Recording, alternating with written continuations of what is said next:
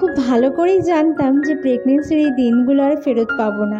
তো যখন যেমন পেরেছি, যেইভাবে থেকেছি সেইভাবেই আমি ভিডিও করে নিয়েছি। তো ভুল ত্রুটি হলে আমাকে ক্ষমা করে দিও তোমরা সকলে। তো খুব ভালো করেই জানি প্রেগনেন্সির এই দিনগুলোকে একসময় খুব মিস করবো। Guys, welcome back to our channel রূপকথা স্মৃতি চ্যানেলে তোমাদেরকে অনেক অনেক স্বাগত। প্রচুর ভালোবাসা দিয়ে এখন থেকে তোমাদেরকে সাথে নিয়ে আজকের ভিডিওটা শুরু করছি। আজকের ভিডিওটা হচ্ছে ফিলিংস। তো আমি আজকে তোমাদের সাথে আমার ফিলিংসগুলো শেয়ার করব। আর এইটা হলো মানে আজকে আমার ডেলিভারি হতে আর 6 দিন বাকি, মানে ডাক্তার ডেট দিয়েছে রবিবারে ডেলিভারি হবে।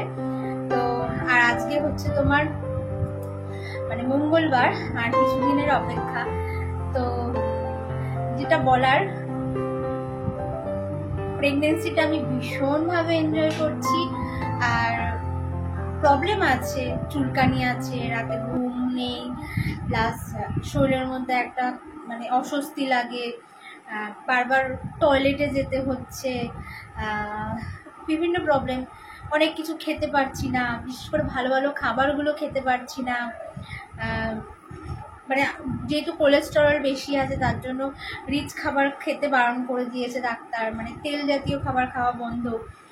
আর এই চলছে। আর সব থেকে বড় কথা, মা হওয়ার ফিলিংসটা হচ্ছে, অনুভূতিটা হচ্ছে একটা আলাদা রকম অনুভূতি। পৃথিবীতে সেরা অনুভূতি হচ্ছে মা হওয়ার অনুভূতি। আর যেটা এখন আমি ফিল করছি, বিশেষ করে বেবি কিকিং, মুভমেন্ট, এইগুলো যখন হয় কোনো মেয়ের সাথে তখন ভীষণ ভালো লাগে, খুবই ভালো লাগে। আর সেটা আমি এখন উপভোগ করতে পারছি, যেটা আমার কাছে ভীষণ ভালো লাগছে। আর তোমরা আমার জন্য আশীর্বাদ করো, মানে সবকিছু যেন ভালোই ভালোই হয়ে যায়। ছেলে হোক মেয়ে হোক যাই হোক না কেন, সুস্থ হোক, এটাই। তোমরা এই আশীর্বাদই করো।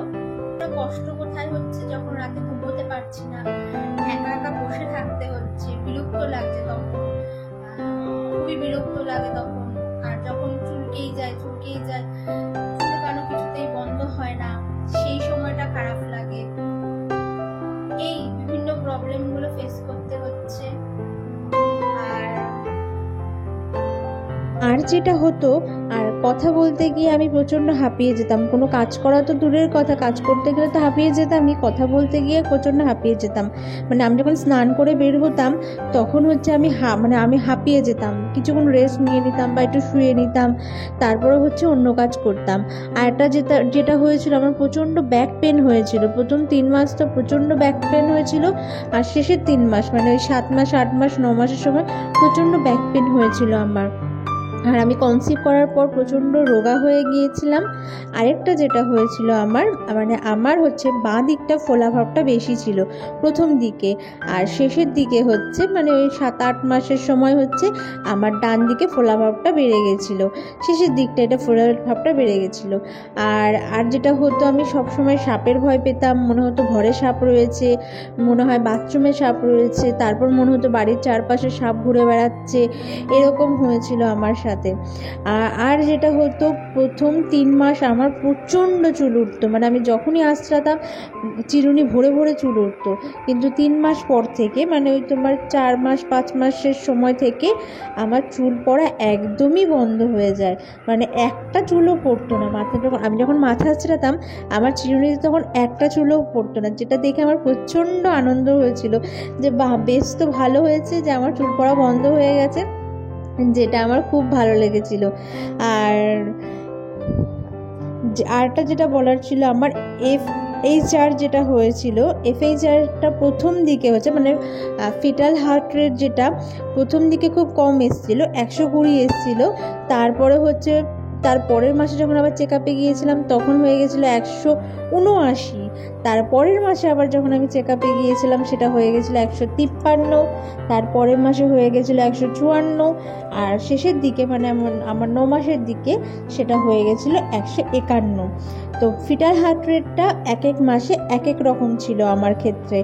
আরেকটা যেটা বলার ছিল, আমার প্লাসেন্টার পজিশন কিন্তু অ্যান্টেরিয়র ছিল, যেটা হচ্ছে বেবি বয় হওয়ার ক্ষেত্রে কি হয়, প্লাসেন্টার পজিশনটা হচ্ছে পস্টেরিয়র থাকে, কিন্তু আমার ক্ষেত্রে হচ্ছে অ্যান্টেরিয়র ছিল।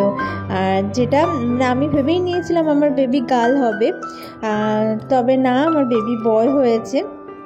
এটা হচ্ছে বেশ অদ্ভুত হয়েছে আমার ক্ষেত্রে। আমি জানি না তোমাদের কার কার ক্ষেত্রে এরকম হয়েছে, আমার ক্ষেত্রে কিন্তু অ্যান্টেরিয়রই ছিল। আর যেটা হতো, আমি রাতে একদমই ঘুমোতে পারতাম না। এই জায়গাটা উঁচু হয়ে রয়েছে, মনে হচ্ছে কোনো পা আছে, এই ঠিক এই জায়গাটা। আর হ্যাঁ, আমার বাঁ দিকটা নড়াচড়াটা বেশি করতো, মানে ডান দিকটা কম করতো, বাঁ দিকটাই বেশি নড়াচড়া করতো। আর আমি যখনই খেয়ে উঠতাম, মানে খাওয়া দাওয়ার পরপরই নড়াচড়াটা করতো। আমার যা যা সিমটম ছিল আমি তোমাদের সাথে শেয়ার করলাম, তো তোমরা এবার গেস করে নাও, মানে বুঝে নাও তোমাদের ক্ষেত্রে এই সমস্যাগুলো আছে কি না, তাহলেই তোমরা বুঝতে পারবে তোমাদের বেবি বয় হবে না গার্ল হবে। তো আর 2 দিন বাকি আছে আমার ডেলিভারি ডেটের। তো আজকে হচ্ছে বৃহস্পতিবার, আমার ডেলিভারি ডেট দিয়েছে রবিবার। আর শনিবারে গিয়ে ওখানে ভর্তি হতে হবে, শনিবারে বিকেলে ভর্তি হব, রবিবারে রাত সকালে 8টার সময় হচ্ছে আমার ওটি হবে। আর প্রচন্ড গরম পড়েছে, প্রচন্ড গরম, রাতে ঘুমোতে পারছি না। আর হাত পা গা মানে প্রচন্ড শুকিয়ে যাচ্ছে, মানে ড্রাই হয়ে যাচ্ছে। মানে যেরকম শীতকালে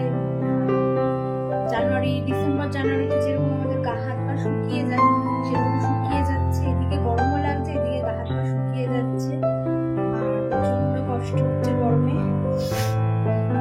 আর বেশি দিন নেই, তো আমার বেবি আমার কাছে চলে আসবে এতদিন পর। তো এই সময় আমি দুটো ফ্যান চালিয়ে শুতাম, মানে সিলিং ফ্যান আর স্ট্যান্ড ফ্যান দুটো ফ্যানই আমার লাগতো। তো এই যে আমার ছেলে, যার ডাক নাম তাতান আর ভালো নাম শ্রেয়ান, আর তাতান যখন হচ্ছে 4 দিনের ছিল, আমি সেই দিন এই ভিডিওটা করেছিলাম।